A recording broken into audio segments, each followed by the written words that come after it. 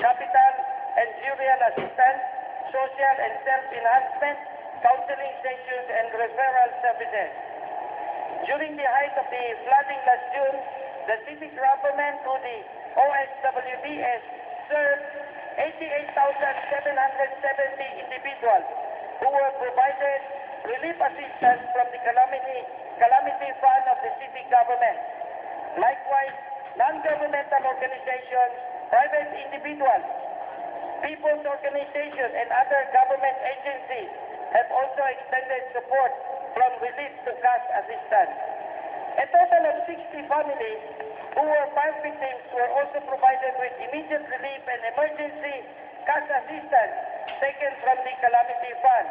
There were 13 individuals who were victims of bomb explosions wherein the city had shouldered their hospitalization and other medical expenses.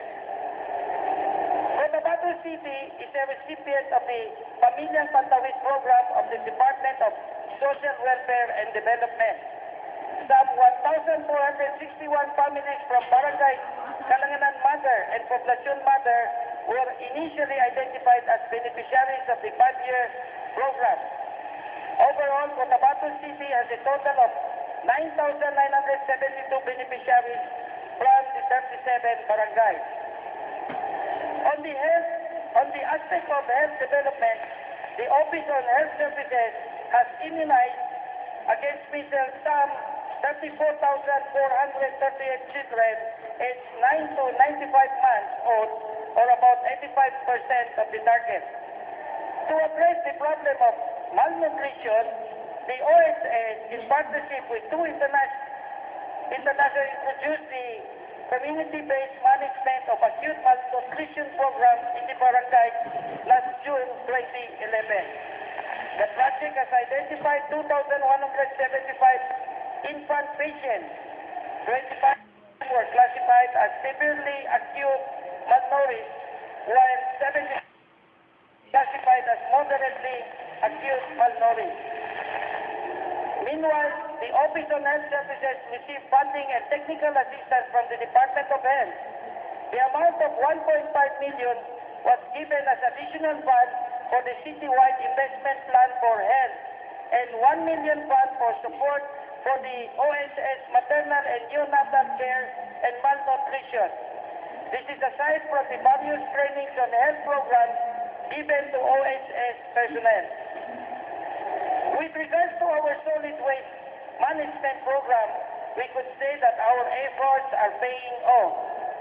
You may have noticed that unlike in any other places wherein the number of dengue cases is on the rise, here in Cotabato City, the number is going down.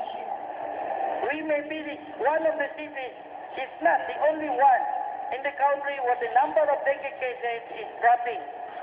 This is because of our intensified solid waste management program. This downtrend began when our people started to be responsible about their garbage and heeded our campaign to segregate and recycle. Because waste segregation and recycling means reducing the volume of garbage, thereby reducing also the cost of hauling and transporting the collected garbage to our dump site. These are just a few of the benefits of our solid waste management program. That is why I would like to reiterate my call for everybody to do their share in reducing and segregating our garbage. We can achieve a lot if only we cooperate and do our share for the benefit of everybody.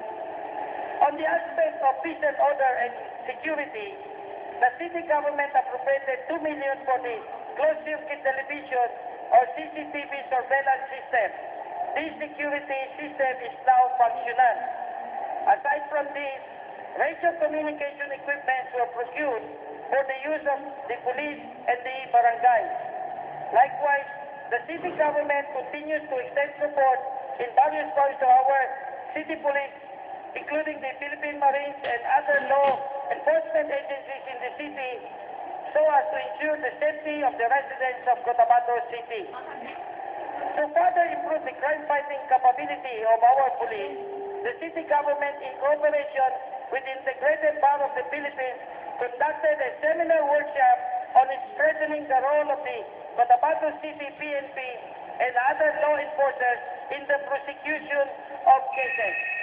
Aside from the police, elements from the Philippine Marines and the Philippine Drug Enforcement Agency were also among the participants.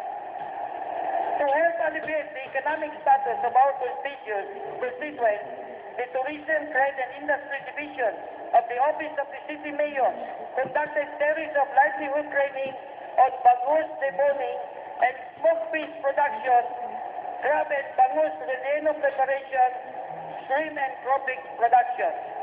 On the other hand, we also handed out 315 bags of certified palay seeds to our rice farmers.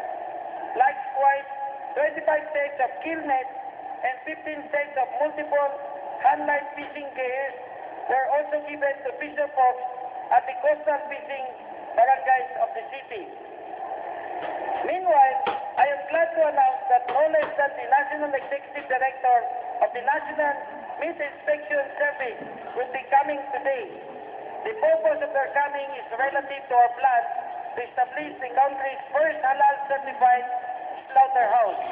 The National Meat Inspection Service has committed 10 million pesos for the project. Along this line, I have issued instructions to our city veterinarian, Dr. Robert Marcutento, and our city planning officer, Rosler Papa, to fast-track the finalization of the project design and program of work. This early, I would like to thank all those who have pledged their support and assistance towards the realization of this project. Foremost is the Mantana Foundation, led by Dr. Danda Wanday, and Dr. Noruddin Kuit of the Muslim Mindanao Halal Certification Board. Aside from the delivery of basic services to our constituents, the city government also takes care of its personnel. That is why we have the Friday afternoon Got Talent showdown among our personnel and barangay officials. To quote the proverb, all work and no play makes Jack a dull boy. It means that if you only work and do not take the time out to have fun, then you will become a very boring person. Or in the worst case, it will make you go mad. Moreover, we also gave additional incentives to our employees. First was the economic relief assistance of 10,000 for Plantilla personnel and 5,000 for contractual employees. The first half of which was given last June 2011 and the second half was released last August. Over and above this, our personnel will be receiving an additional year-end incentive of 5,000 which will be released next month. Likewise, members of the City Police, Bureau of Fire, Bureau of Jail Management and Penology, the Philippine Drug Enforcement Administration, and even our more than 1,000 public school teachers will also be receiving an additional year-end incentive from the city government of 1,000 pesos each. If our financing standing continues to get better next year, more benefits will be coming for all of us. In closing, I call on each and every Cotabateño to do their share in making our city peaceful and progressive. Pagtulungan natin panatiling maayos, malinis at matahimik ang ating lungsod tungo sa kaunlaran ng lahat. Walang ibang dapat na mas higit na magmalasakit at magmahal sa ating lungsod kundi tayong mga Cotabateño. Maging anuman ang ating pananampalataya, tribo o political affiliation. Alam ko na walang ni isa sa inyo ang nagnanais ng hindi maganda para sa ating lungsod. Let us join hands in the attainment of our vision of hope, happiness, peace and prosperity for Cotabato City. Maraming salamat at magandang umaga sa inyong lahat.